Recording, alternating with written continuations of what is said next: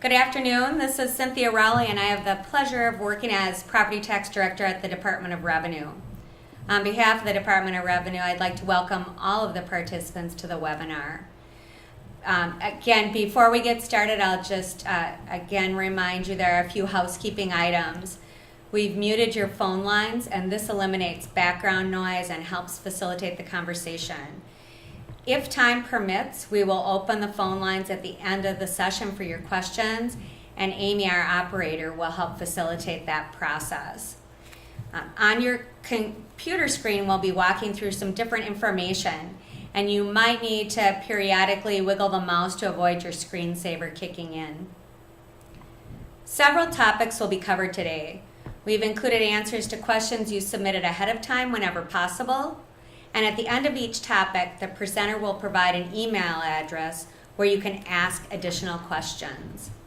And if time permits, we will open the phone lines at the end of the session for additional questions.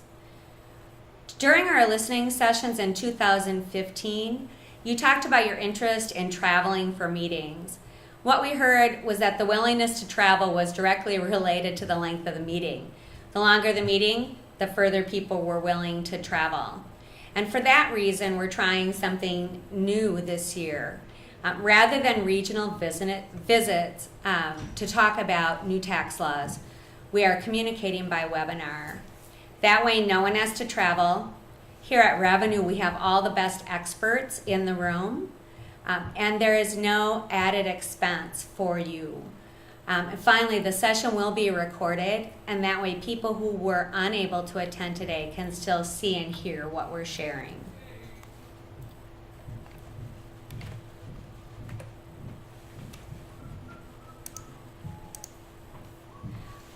The 2017 tax bill contains about 125 provisions that relate to property tax. It was the culmination of proposals worked on over the last 3 years.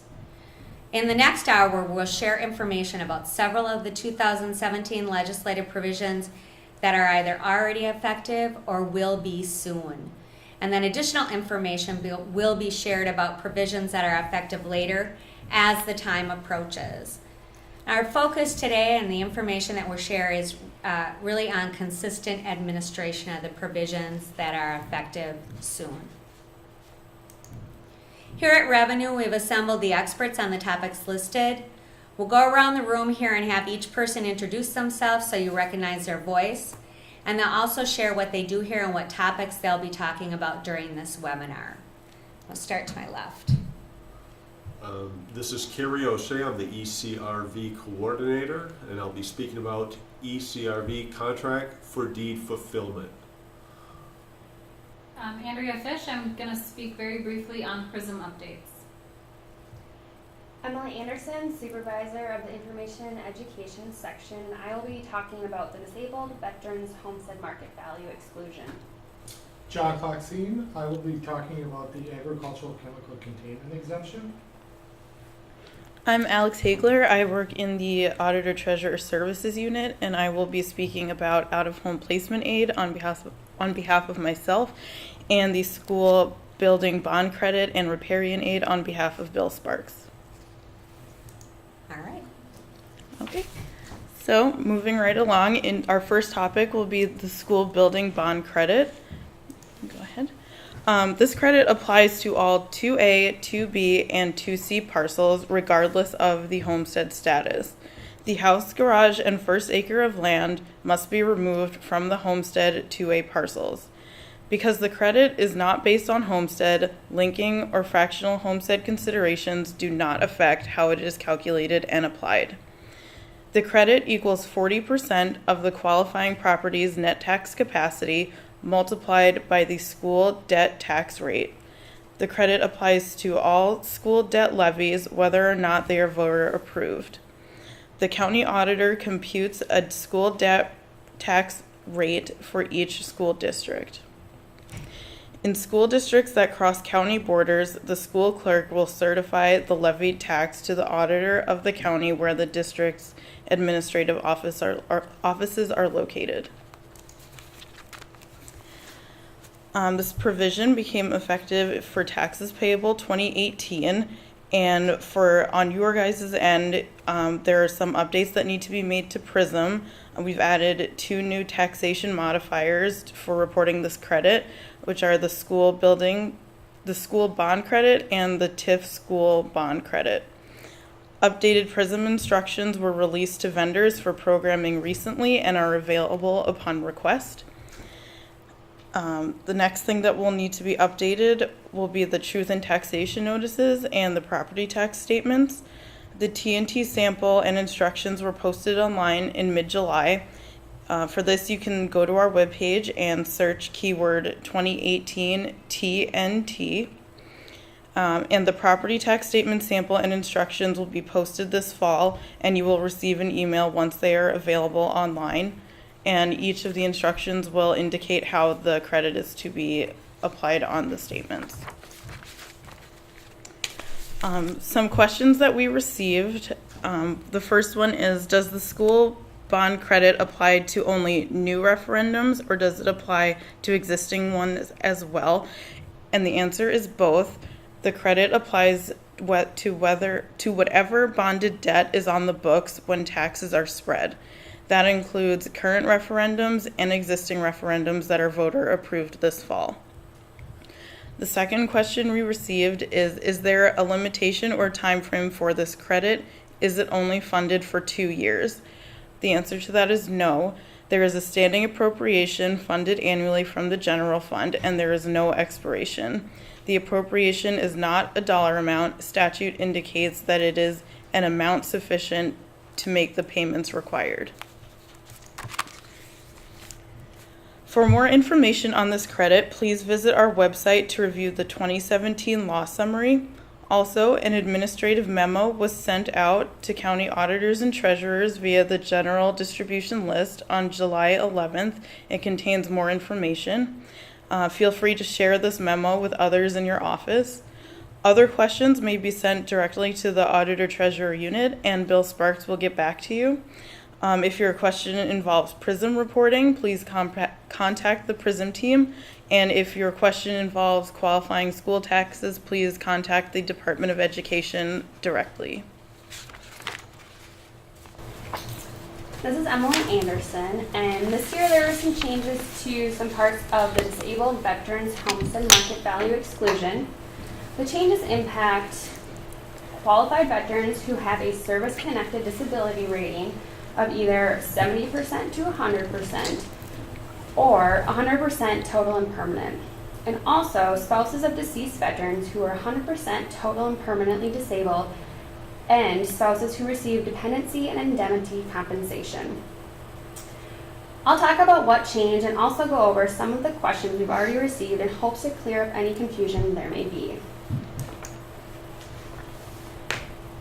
Starting with this year, Assessment 2017, an annual application is no longer required. However, an initial application is still required for those seeking an exemption. Though the annual application is not required, the qualified veteran or surviving spouse is still responsible for disclosing any change that may disqualify from the exclusion, so such as a change in their disability rating or if the surviving spouse remarries or sells the property.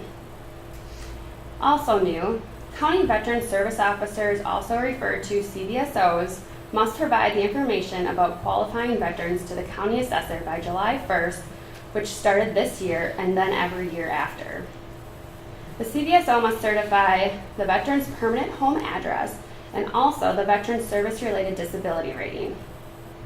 Please know that the certification should be done as soon as possible to July 1st because there may be instances when disability ratings change or individuals may move. The surviving spouse who is 100% total and permanent, surviving spouse of a veteran who is 100% total and permanently disabled may now also qualify for the homestead exclusion, even if the veteran did not apply or receive the exclusion before their death, as long as the veteran died after December 31st, 2011. The spouse must apply within 2 years of the veteran's death or by June 1st, 2019, whichever is later. So for example, the disability rating changed after the veteran's death, or they became 100% total and permanent after July 1st deadline, and the veteran hadn't had time to apply and receive the exclusion before they passed away. This law change allows the surviving spouse to apply and qualify after the veteran's death.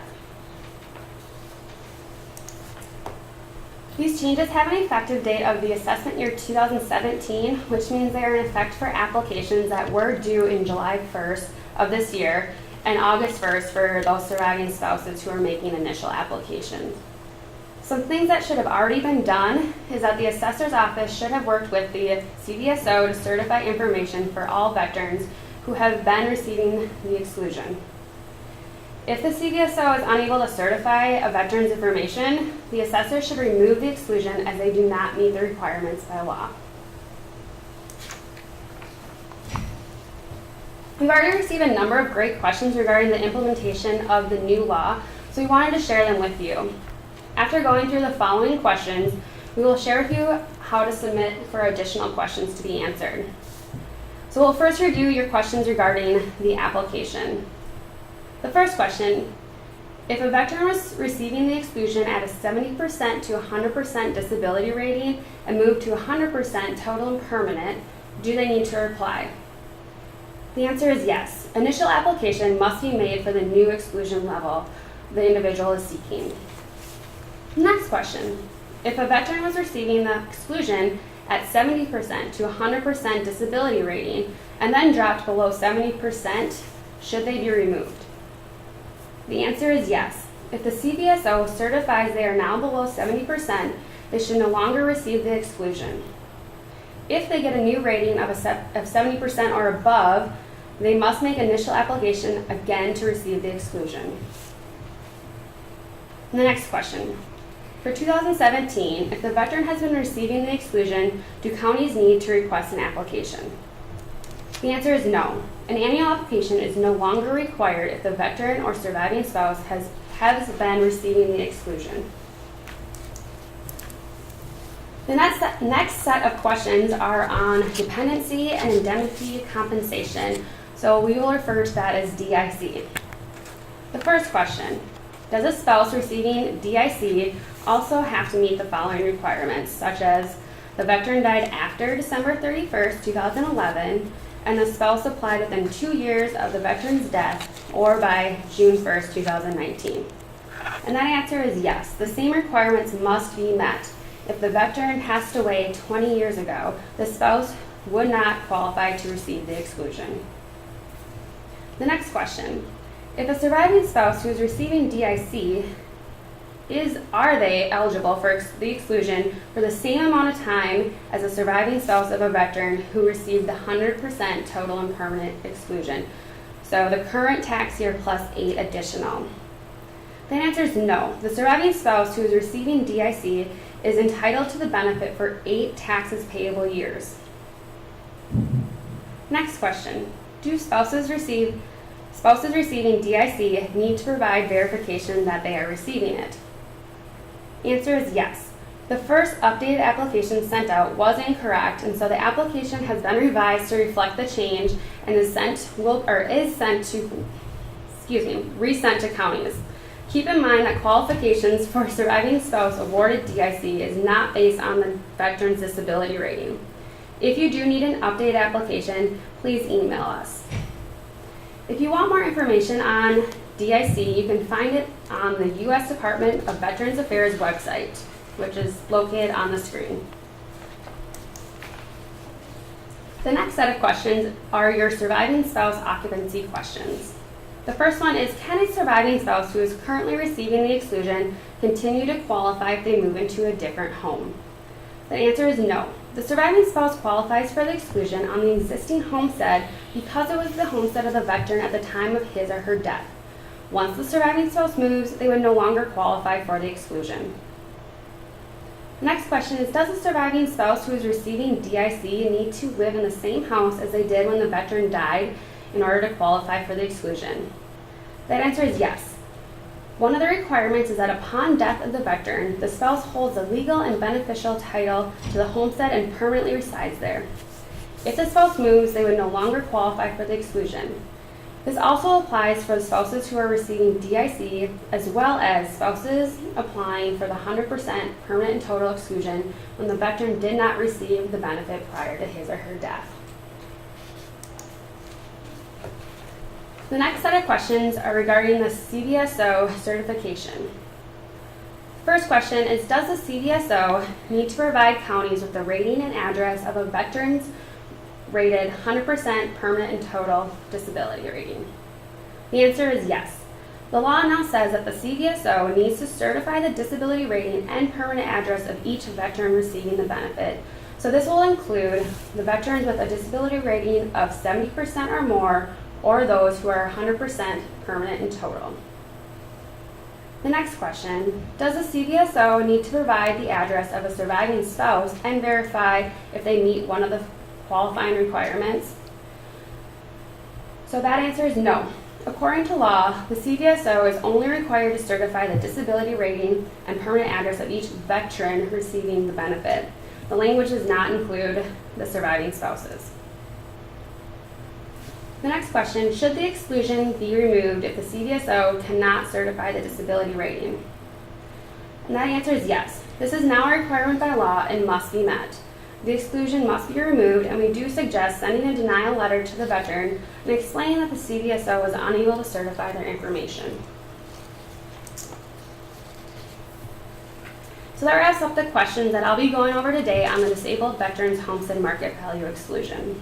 If you have more questions on this topic, please review the memo that was sent on June 26th to people on the All Assessors distribution list explaining the changes. Feel free to share this memo with others. It did answer some of the common questions we received, and along with the memo, we sent updated applications and a link to the updated fact sheet that can be found on our website. For a copy of this memo and the applications, or any additional questions you may have, please email us at the address below, and to find the updated fact sheet, type Disabled Veterans Homestead into the search box. Please remember that the fact sheet is a very high-level summary of the exclusion, and more details will come in the new version of the Property Tax Administrator's Manual that we are planning to have updated by the end of the summer. Thank you. Okay, this is John Cloxine, and I'm going to talk about the agricultural chemical containment exemption. So after several years of discussion concerning the administration of the exemption for agricultural chemical containment facilities, the exemption was repealed in 2017. This means that what was a difficult appraisal administrative challenge to decide what portion of the facility received the exemption and how much value to attribute to the taxable and exempt portions is now eliminated. Assessors will now look at these properties and apply the standards used for taxable real property. The repeal is retroactive to taxes payable in 2016. However, any exemption the facility received for taxes payable in 2016 and 2017 will not be removed. For Assessment 17, which had already passed at the time of enactment, all facilities should be assessed and reported in the tax system as fully taxable. This means that there will be a change to the original taxable value that was sent out with the 2017 valuation notice. In order to keep the messaging to taxpayers consistent, we provided a template in June that assessors can use to notify affected properties. This notification should happen before the T&T statement is sent in November. The valuation change should be made in your systems by the September 1st PRISM submission, submission number 2. For more information, you can look at our Property Tax Law Summary 2017. The template to use when notifying affected properties was sent by email to county assessors on June 13th, and this can be shared as appropriate. We will be updating our Property Tax Administrator's Manual, as Emily noted, and we will work to remove the obsolete guidance from the NAAL website. As always, you can contact us at proptax.questions@state.nn.us. Hi, this is Alex Hagler again on behalf of Bill Sparks, and I will be covering Riparian Aid. This is a new aid program for counties and watershed districts designed to oversee the riparian protection and water quality practices required under statute. A little bit of background on this program. In 2015, there was enacted MnStat 103F.48, which requires buffer land along all public waters and public drainage systems in the state. It requires buffers on public waters to be in place by November 1st, 2017, and buffers on public drainage systems to be in place by November 1st, 2018. The newly established Riparian Protection Aid is to be used to implement these requirements. Each county's aid is based on several factors, including its share of the total statewide Class 2A ag acreage, centerline miles of public water courses, and miles of public drainage ditches.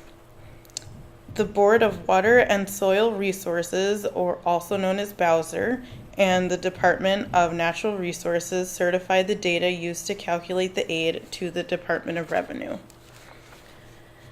In areas where neither the county nor the watershed district has affirmed its jurisdiction to Bowser, the jurisdiction's share of the aid will be distributed to Bowser.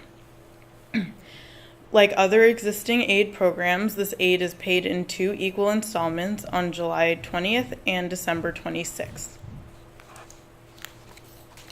For more information, please visit our website. You can use keyword Riparian Aid in the search box to find the certified aid amounts for each county and watershed for 2017 and 2018. For questions, please email the Auditor Treasurer Unit at proptex.admin, and Bill Sparks will get back to you. Okay. So the out-of-home placement aid, I will be discussing this on behalf of myself because I do this program. This is also a new aid program that was just established this session. This aid is designed to supplement costs incurred by counties and tribes for the out-of-home placement of children as stipulated by the Indian Child Welfare Act and the Minnesota Indian Family Preservation Act. The statutory authority for this program is 477A.0126. Currently, if you go to the revisers page, it is blank, but eventually you will find that they will put the text up there when they do their statutes publication. But for now, if you'd like to reference the language, it can be found in Article 4, Section 14 of the tax bill. The total appropriation for this aid is $5 million annually. There are many counties whose costs exceed that amount, which means that counties are not reimbursed for 100% of costs.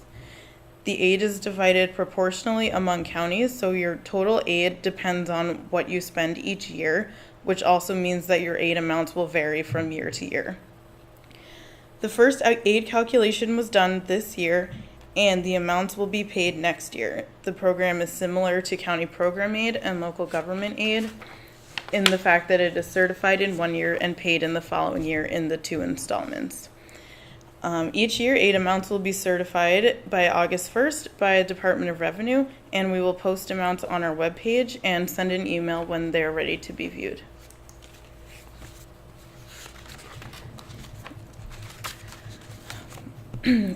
Aid for the tribes is calculated first. Each eligible tribe will receive either $200,000 or 5% of what they received in the previous year from the federal government as reimbursement. The total $5 million appropriation is then reduced by the total amount distributed to tribes. For example, in this year's certification, the greater of the two was the $200,000, which will be received by 2 tribes. Therefore, the $5 million is reduced by $400,000, making the total available aid for counties $4.6 million. After we have that $4.6 million to work with, we can allocate amounts to each county proportionately to the county's costs and to the statewide total. Starting next year in Aids Payable 2019, a county's aid amount may be reduced by 50% if the county is found to be substantially out of compliance with the Indian Child Welfare Act or with the Minnesota Indian Family Protection Act. The Department of Human Services makes this determination, so it will be up to them to decide the meaning of substantially out of compliance. If DHS determines a county is substantially out of compliance, then they will notify that county of their findings and provide guidance for how the county can come into compliance. If the county still remains out of compliance in the following year, then the county will receive that 50% reduction in aid. So essentially, the county has a full year to come into compliance before seeing an aid reduction. Some to-dos for the county. The first is to make sure that you are reporting the required information to DHS by July 1 of each year. DHS will prescribe the format in which the information is to be reported, and then they will certify that information to us at Revenue. As previously mentioned, each year we will notify county officials when the aid amounts are posted online via email. This year, that email was sent to our auditor-treasurer listserv. However, it came to our attention that some county officials who need access to this information were not on this listserv. So we are asking that those who did receive this email pass along the information to others in the county who will need the information as well. In the future, we will be sending the certification notice through a different email process. Anyone who is interested in receiving the certification or other out-of-home placement aid updates can sign up on our webpage. There is a link at the top that is pictured here, and it says subscribe to out-of-home placement aid updates and information, and you will receive only 1 or 2 messages each year. And as indicated, for more information, you can visit our website. The keyword is out-of-home placement for the search box. And if you have any questions, please email me and I will be happy to answer. This is Andrea Fish. I'm just going to very briefly talk about PRISM changes.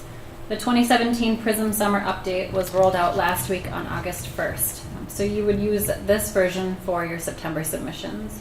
Some vendors have completed the programming and counties are testing. The updates included the school bond credit codes added, tier limits for agricultural homesteads and Class 4D low-income rental housing were updated for the values used for the 2017 assessment.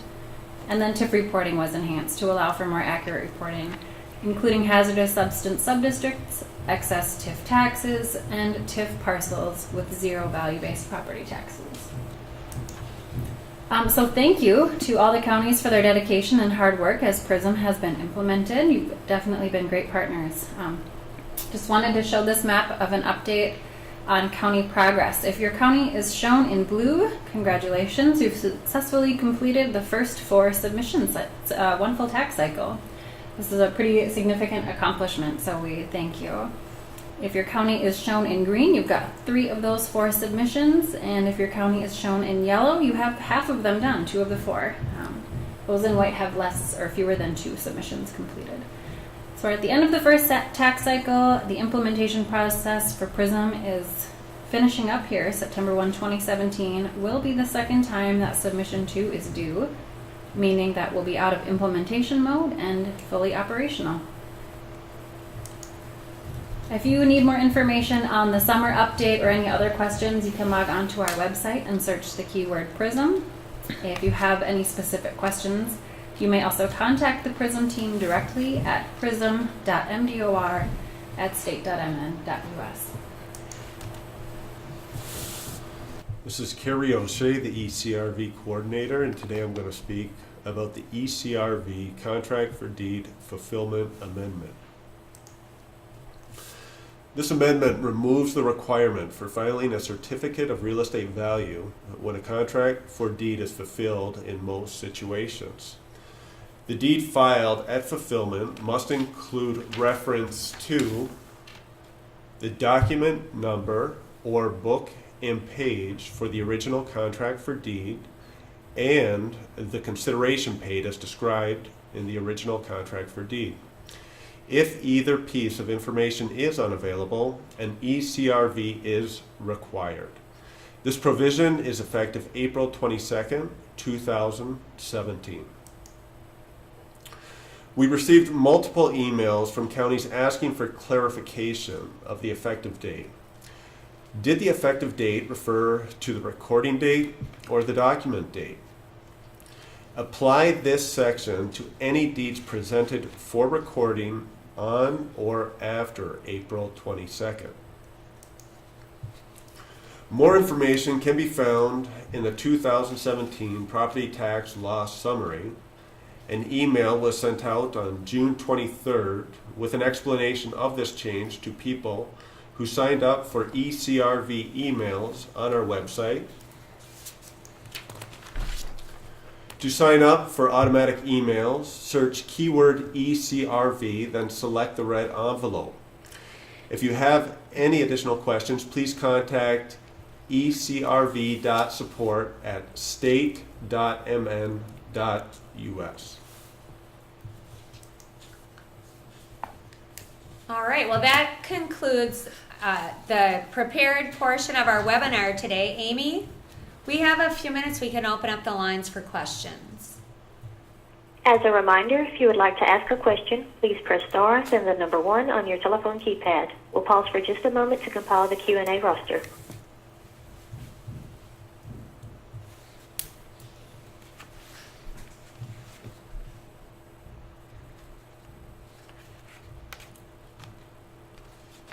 And your first question comes from Jackie Anderson.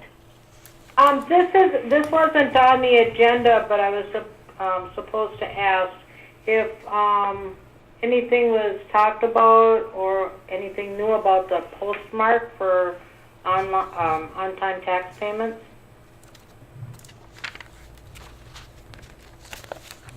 When the effective date of that is moving into the future, so we will be addressing that kind of as the time gets a little bit closer. Jackie, is there a specific question about effective date? Just kind of wondering where it was heading.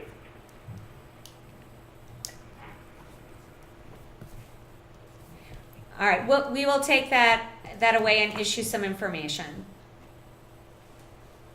Okay. And your next question comes from Joanne Helm. Hi, my question relates to the school building bond credit and how your instructions tell us to report it on the truth in taxation notice. The credit is identified separately in the kind of in that lower net tax grid, I guess I'll call it, at the bottom of the statement. But then you also direct us to report net taxes for all of the taxing authorities. And so to me, that mathematically doesn't work out because then you'd be subtracting the credit off twice. The other thing is the instructions say to also report the ag credit separately, which we've never done in the past.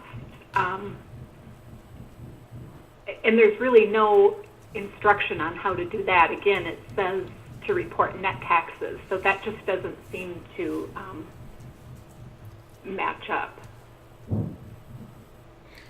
Could we have the question clarified, please?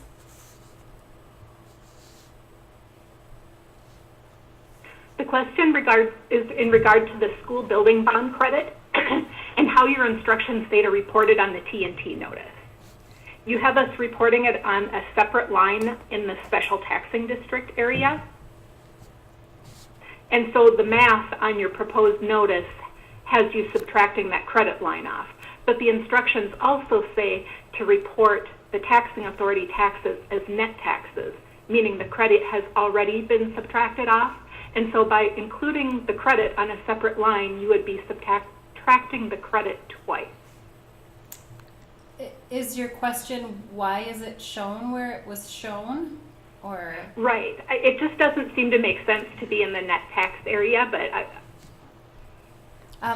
thank you. I think this was brought up at a recent meeting, and we are looking into it and planning on providing clarifying guidance. Okay.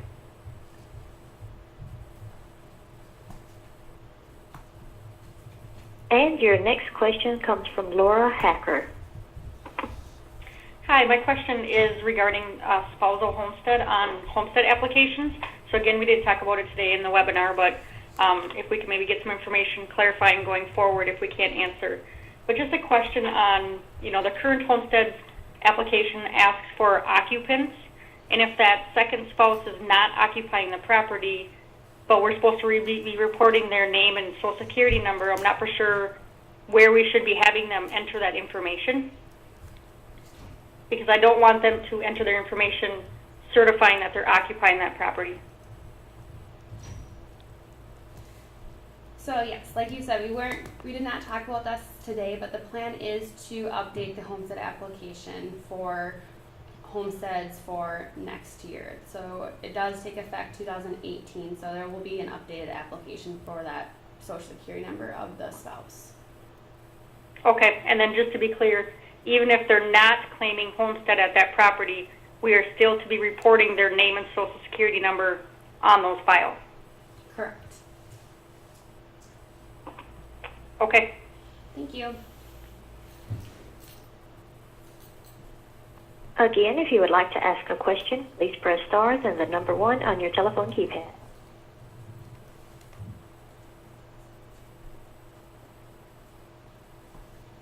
And there are no further questions at this time. All right, well, thank you. This wraps up the webinar for today. And if you do have questions, please feel free to use any of our standard contact information to send them along. We'll make sure to try and share the answers with other people who would find that information helpful. This webinar will be made available online for your future reference and for those who could not attend today. And as we end the call today, you'll have a chance to tell us how this format worked by completing a very short survey. And so I don't even think you need to click on the link that's here. I think you'll just automatically be taken there. Your response is important, so we know what worked and what didn't with this format. And then I also will encourage you to continue to submit your questions on these and other provisions using the contact information on the previous page, and we will respond as soon as we can. You can also find more information about these provisions and others in the law summary. Use keyword search 2017 property tax law summary, and it'll present you a link. Our priorities for preparing memos and other clarifying information are being driven by effective dates.